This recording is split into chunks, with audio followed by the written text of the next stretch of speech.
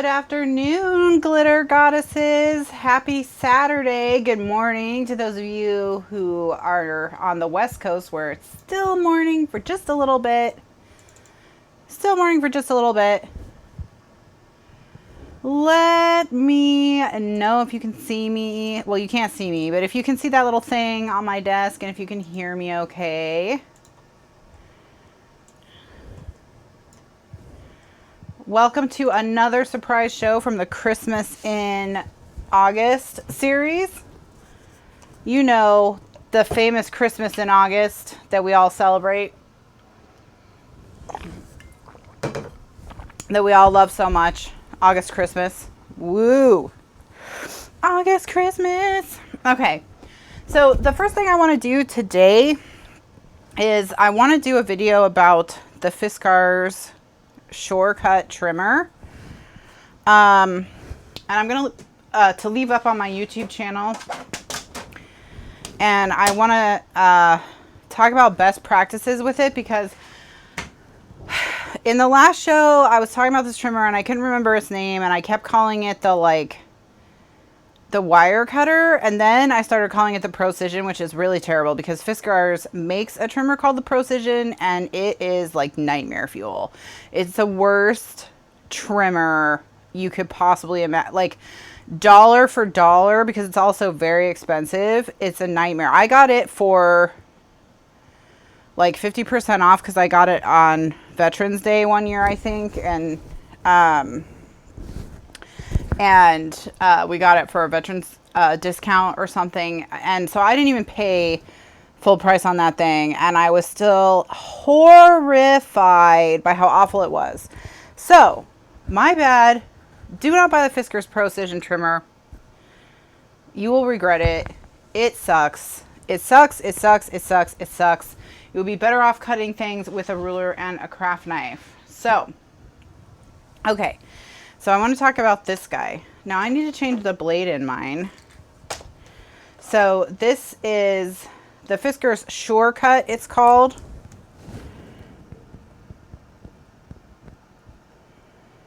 And I want to talk about how you can improve the accuracy of cuts on this trimmer.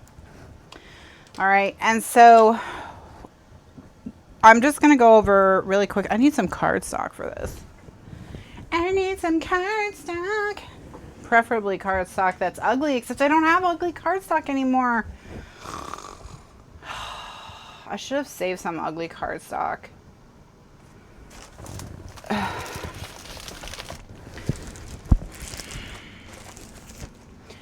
Why don't I think things through? Oh, I know. I'll use this guy. Okay, here we go. All right, so I want to talk about this trimmer.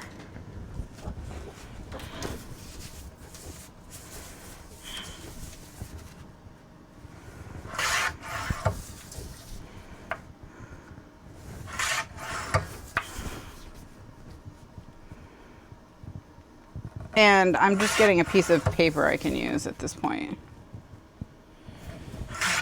Okay, now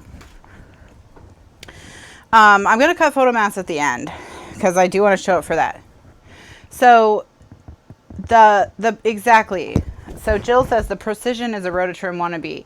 Exactly. It's trying to be a high-end dual rail rotary trimmer like the Rototrim, and it just fails at it so completely that it's just embarrassing. They should be embarrassed, especially because this is a 400-year-old company that has a reputation that it's just so beyond bad. So anyways, okay. So this is the Fiskars trimmer that I do recommend. If you cannot afford the Rototrim, or you just don't want it because you don't have space for it or whatever, you just can't spend $250 for a Rototrim, whatever the reason, this is the one that I recommend getting.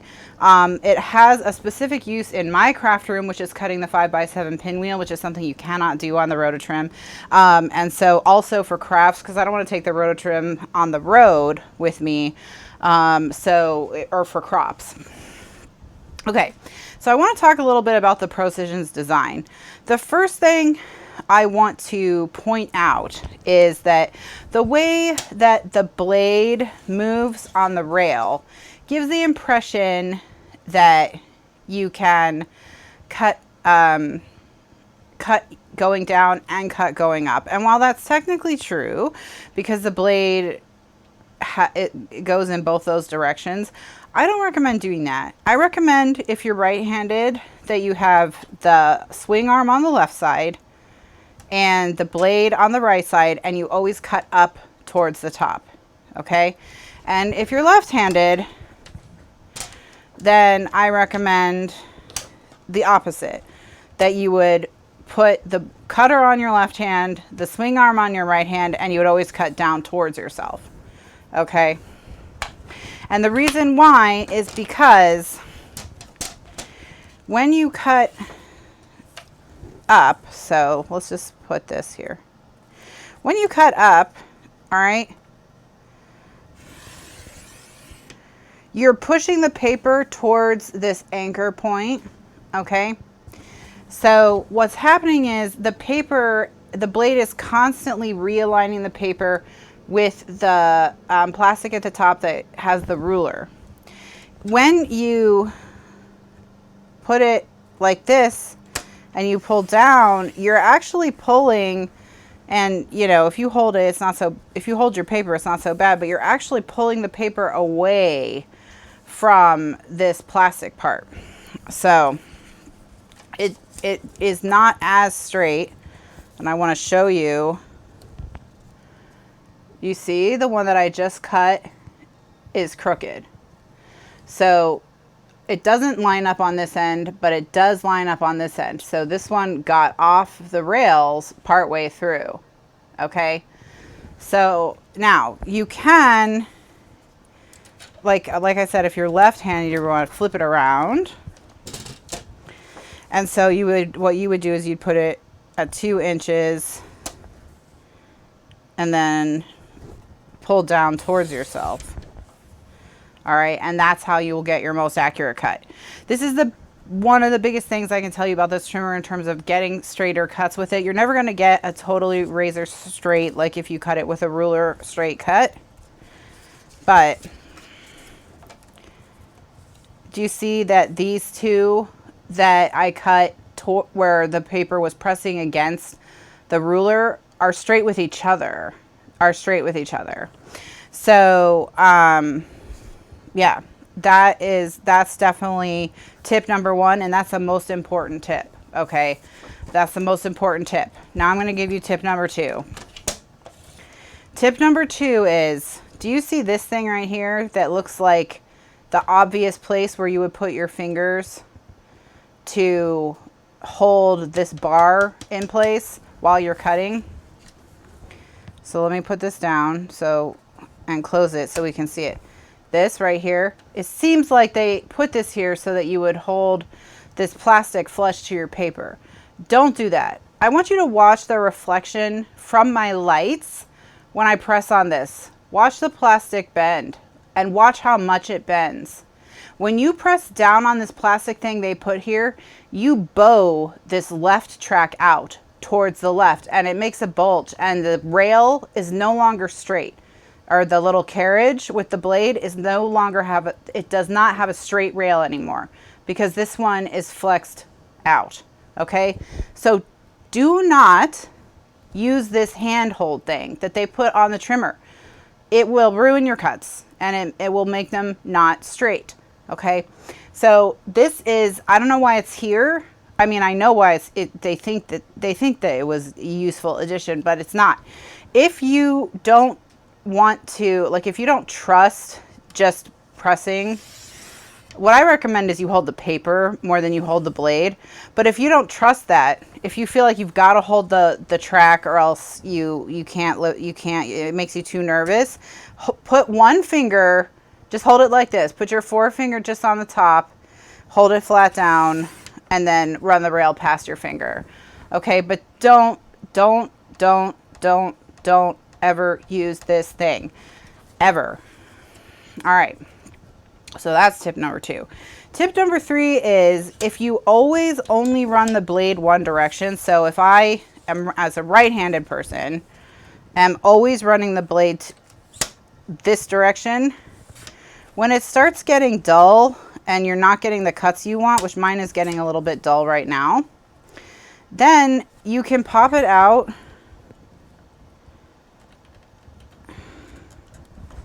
and this thing can be useful for popping this stupid thing out. And then you can turn it around because you've never used that other side of the blade. Okay? And I put this black mark here to say I did use this side of the blade. All right? So now I'm getting a clean cut, whereas I had been getting a ragged cut. And then I know that once this gets ragged again and it's not cutting the way that I want it to cut, that I throw it away or recycle it, really, because now I already know I used that one. So I just put that little Sharpie mark so that I know that I already used that one, and I'm going to get much cleaner cuts. Okay? And that way I get every use out of the blade. I use the blade completely up this way because I cut only one direction till it's dull, flip it around, cut until that side's dull, and then you know you've used up both sides of the blade equally and you've gotten as much out of the blade as you can. So that's tip number 3. Because you're only cutting in one direction, you're either cutting up if you're right-handed or cutting down if you're left-handed, then you can just flip it. And then you'll get your full use out of the blade.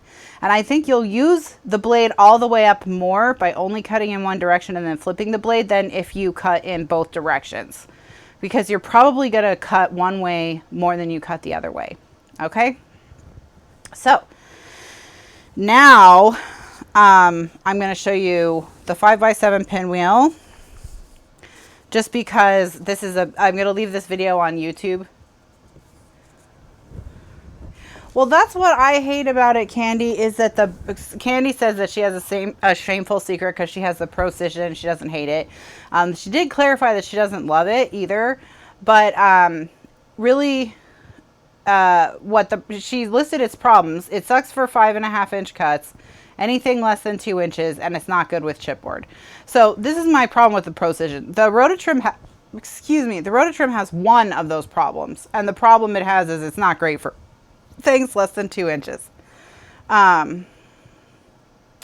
If you're right-handed and you want to use the bottom and cut towards yourself, you can do that too. I think it's an easier motion for your body to push than it is to pull. Like, I think that a push motion is more like more natural, but I mean, if you're more comfortable pulling, then yes, there's a plastic piece on the bottom. If you always line up with the plastic piece and you always pull towards yourself, it's the same thing as if you always line up with the plastic piece at the top and you push away from yourself.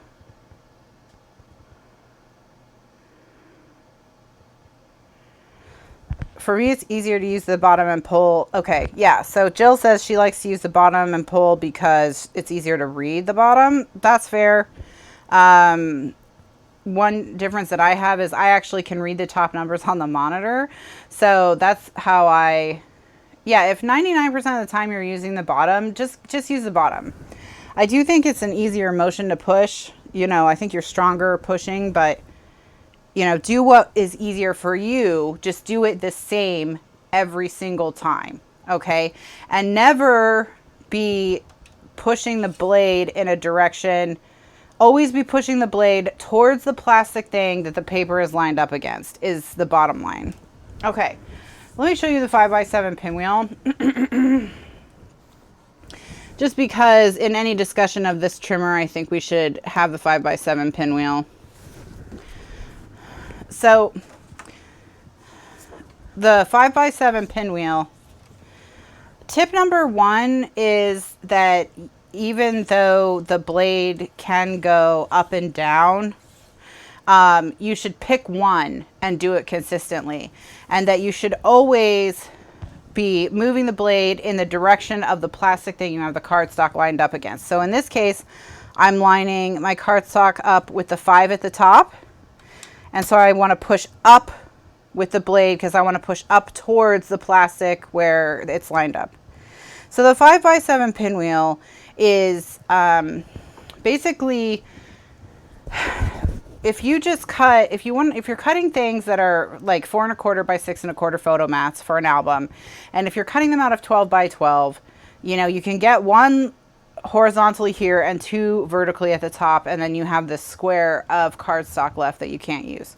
So what I'm going to show you is how you can get mats, so rectangles of cardstock, where as long as the 2 dimensions, so in this case 5x7, the 5 and the 7, as long as the 2 dimensions of your square or your rectangle add up to 12 inches or less, you can get them out of this cardstock. So 5x7, all right, 5x7, so we put it at 5 and we cut up to 5. All right, so 5 and 5. Turn it once towards your elbow on your left side or your right side if you're left-handed. Put it back at 5 and cut up to 5 again. And now I have a 5x7 card. Turn it, put it at 5, cut up to 5. 5x7 card. Turn it, put it at 5, cut all the way up, 5x7 card, 5x7 card, 2x2 square of scrap. All right, so now I have a stack of 5x7 cards. I can get 4 by doing the pinwheel, and I have very little wasted cardstock. All right, any measurement you can do as long as they add up to less than 12. So can you do 6x8? No. You can't do 6x8 because that adds up to 14 or something. I don't know. I don't math. You guys know that I don't. Yes, 14. It adds up to 14. But you can do 6.5 by 5.5. You can do 6 1/4 by 4 3/4. You know, you can do anything that adds up to 12 or less than 12. So in this case, we're going to do 5x7. You see, I just put my finger on the paper. I don't worry about putting my finger on the rail anywhere. It's fine. It's not a big deal. We really just don't want the... I cut all the way up for some reason just now. I'm not paying attention. That's okay. It's not the end of the world. And it's not the end of the world because I have to cut these down anyway.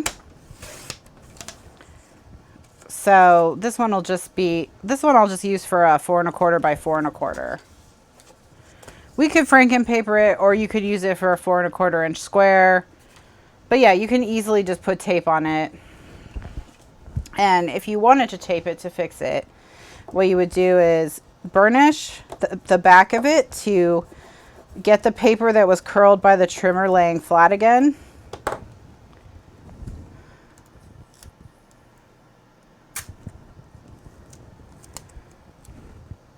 Use the Precision for chipboard.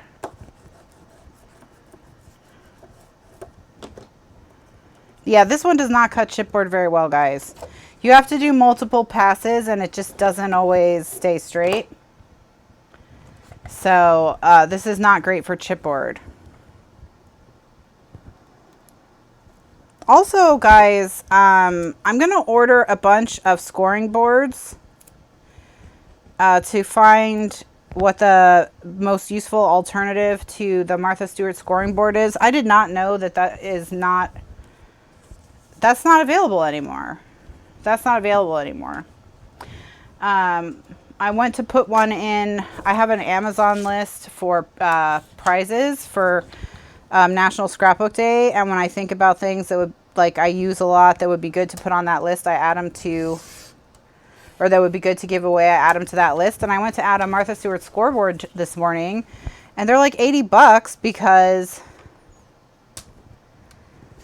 have I seen the new cutter? Score stamp press combo. No. I did see that We Are Memory Keepers had one that was a scoreboard and a cutter. And I put that on my list of ones to try. The one I'm most intrigued by is the Bira because it's less than $20. And it looks just like the Martha Stewart scoreboard. I mean, just like it.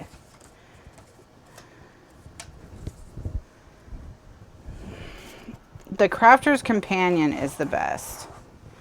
Well, and I heard that the Stampin' Up one is good. And Stampin' Up, the one that Stampin' Up had was made by EK Success, which is the company that made the one for Martha. So I don't know what the price on the We Are Memory Keeper one was the highest of the ones that I added to my cart.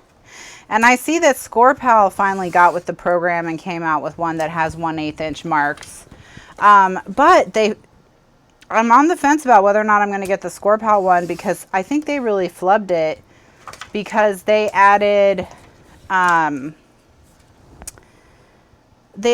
rail on the right hand side. And you guys know, if you've been following me for any length of time, that I like to use the last groove to when I have to freehand a one, but I'm going to get the ScorePal one just in case I'm like, you know. I saw the EK Success one too. I added the EK Success one that looks like the Martha one. So I'm going to collect some scoreboards and we'll do a scoreboard off. Because I just did not realize, guys, that they're just, you know, they just don't make that Martha one anymore. So, yeah, so you can see with the 5x7 pinwheel that you can get a stack of 5x7 cards pretty quickly and easily. And again, you can do this for any square or rectangle where the two measurements add up to 12 or less. So 5 plus 7 equals 12, so you can do it. 5 1/4 by 7 1/4 equals 12 1/2, so you can't do it. So what I was seeing, Candy, is that Martha brought hers back, but it's only available in Michael's stores, like physically if you go in the store. Although I guess Michael's never really has had an online shop. So it doesn't seem like you can just like get the one anywhere.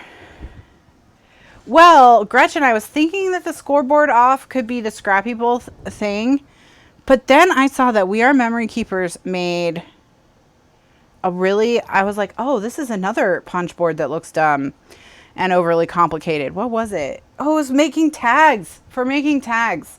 I was like, why is this necessary? So I think that the We Are Memory Keepers tag maker, maybe tag punch board may be the one. Again, if you use any of the We Are Memory Keepers punch boards that I make fun of and you like them, you don't have to care what I think about anything. Please continue enjoying them. Marie's like, I just got that tag maker.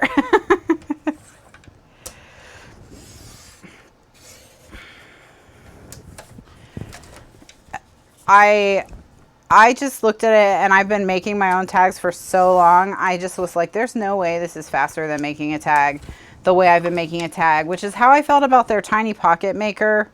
And we did do, for last year's Scrappy Bowl, the tiny pocket maker was the tool I tested without reading the instructions. During Scrappy Bowl, I test a tool without reading the instructions or knowing anything about how it works to see if a normal person just opening the packaging could make it work. And the little envelope maker, this one, the one that makes little pockets and envelopes, was the one that I used. I did eventually figure it out. By the way, I could not possibly tell you how it works at this moment. I'd have to like retry it again. But I did figure it out. Marie says it's not really worth the money, but she did get it on sale. So, okay. So I was thinking the tag maker might be the thing, but we could do, we could do a scoreboard off for not National Scrapbook Day. Black Friday. So, cause I think I'm going to do a Black Friday show this year. I didn't do one last year because we were in the middle of the technology conversion and scrap room remodel. So like we didn't even have a camera plugged in and there was no desk space or anything last year.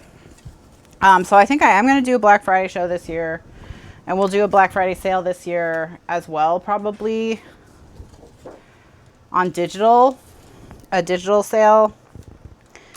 And then we'll do Scrappy Bowl. We'll do our normal sale for Scrappy Bowl as well, which is Scrappy Bowl is in February, guys. It's the same day as the Super Bowl. It's for people who don't care about the Super Bowl, or people who like the Super Bowl and who like crafting, and you want to have like your laptop and your tablet with the show, so you've got something to do during the pauses in the game, whatever. We have people that watch both. All right, so anyway, you can see that now I have this big stack of photo mats that I can cut down to any size less than 5 by 7. So that's the main thing I use that cutter for. So to recap, the tips with this cutter are, when you cut things with this cutter, pick either the top or the bottom to use consistently.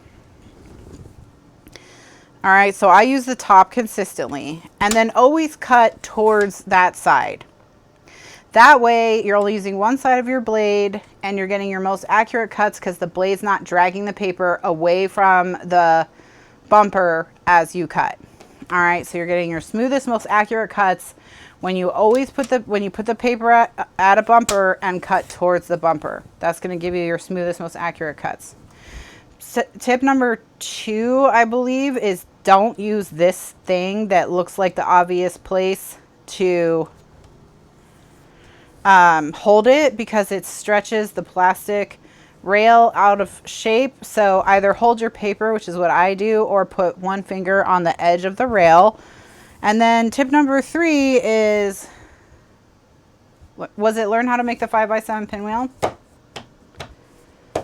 I forget. Okay, guys. So anyways, thank you so much for joining me. This is the secret Christmas episode.